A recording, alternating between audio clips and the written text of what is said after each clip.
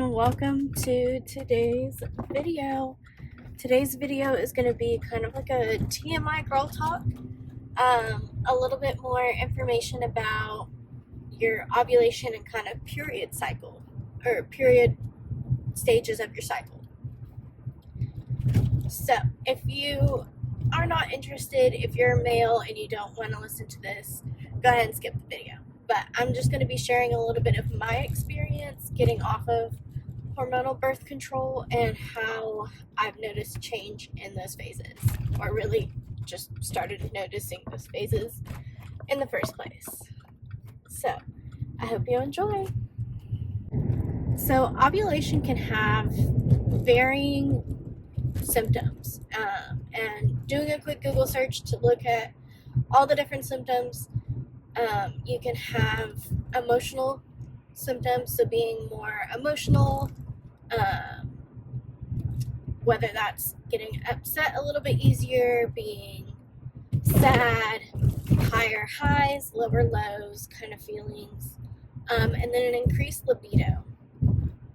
That is one of the main symptoms of ovulation that most people talk about, is the increased libido. You can also experience some spotting or like pink discharge, so like a little bit of blood in your discharge, or cramping. You can experience some mild pain,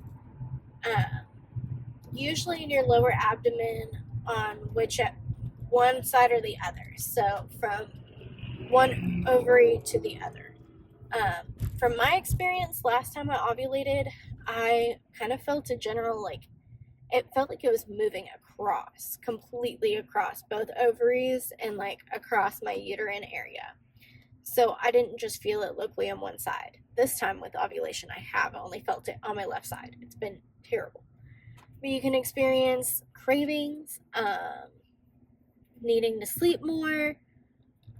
There's a lot of things that you can experience during ovulation, but like the main ones that you'll see is like some light spotting, increased cervical mucus or discharge, and a change in those colors. So whether you have a slight tinge of blood in them, or you're just seeing more watery, stringy kind of mucus, sticky, there's lots of different ways that your body will eventually adapt, and you'll learn to see what your body's doing. You'll see a slight raise in your basal body temperature, so it's not like going to go from 98.6 to 99.9 or anything like that, nothing crazy. It's just a few degrees higher that typically lasts a couple days before ovulation and like once you have ovulated, and then it'll go back down for your cycle. What I have noticed the most is that ovulation kind of changes each time, or at least it has for me. I haven't had consistent symptoms every time I ovulate, and that's probably just because I was on hormonal birth control for so long. So when you're on hormonal birth control of any kind, you're not having an actual cycle. You may bleed, but they call it a withdrawal bleed, so it's chemically induced bleeding. So you're not naturally dropping an egg and bleeding when that time comes, or conceiving. You're not ovulating at all. You're not supposed to anyway. There are the very few times that you do ovulate and you can end up getting pregnant on birth control because birth control fails, the egg dropped, whatever may have happened, it happened. So it's not necessarily fully uncommon, but you'll notice definitely higher libido. With the extra cervical mucus, you'll notice you're more wet down there. And that sounds really gross, and I'm sorry, but I've also noticed I sweat more down there. Maybe that's just because there's more liquid down there to be sweat. There's more going on. But I do notice that. I notice the higher sex drive, and just in general, like crampiness. Or last time I had cravings for like the entire week of ovulation, the entire week of my period. I was craving McDonald's chicken nuggets. Don't know why, but that was all I was craving. So what I typically notice is very high highs during my ovulation week. Obviously, with being a higher sex drive, like those endorphins are flowing.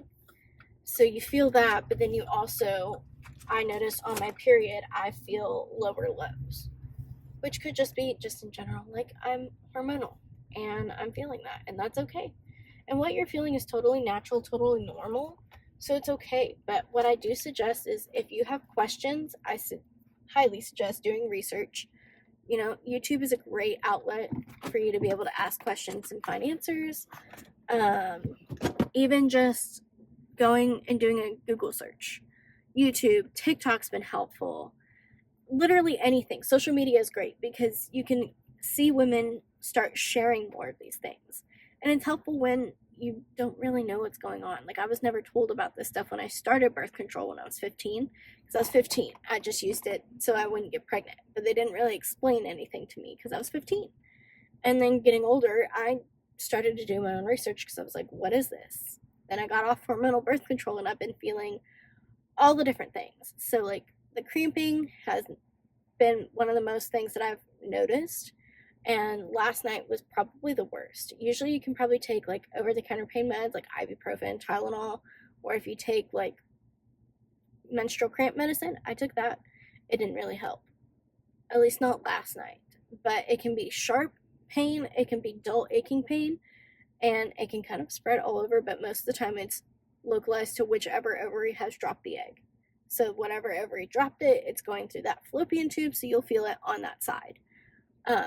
But on the rare chance, like sometimes you'll drop 2 eggs, you may feel it on both sides. I don't know. It's a lot of stuff to learn, especially when you're trying to family plan, which is why I highly suggest if you're on birth control and you're thinking about getting off, don't just get off because you want a family plan. Get off with enough time to regulate your cycle before you're like, oh, I want to get pregnant. Because that can also throw your body into all kinds of chaos if you're going from artificial hormones from a birth control to pregnancy hormones to postpartum hormones and not giving your body enough time to rest, relax, and figure out what the hell it's doing. Which is why I'm really glad that I'm on a non-hormonal version of birth control with this copper IUD. And I would definitely talk to your provider if you're having symptoms and you're experiencing negative things while not on birth control or while on a birth control. Talk to your provider and talk about finding a new method that you're comfortable with and that they think will work for you. And at the end of the day, if your doctor's not listening, do your research, present it so that no matter what doctor you go to, someone's eventually going to have to listen and see that you've done your homework. You've done the research. You're not just going and going, I don't know what's wrong with me. Do a bunch of tests. You've done the research and you understand.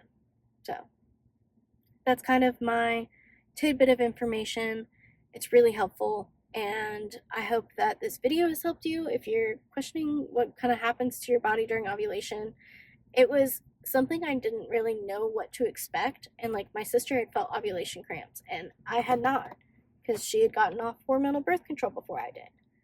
And I was asking her and she was like, yeah, it sounds like you're ovulating. What do you know? I ovulated. I learned my body and I learned what's what, and that's that. So I hope you enjoyed this video and I will see you in the next one. Bye guys.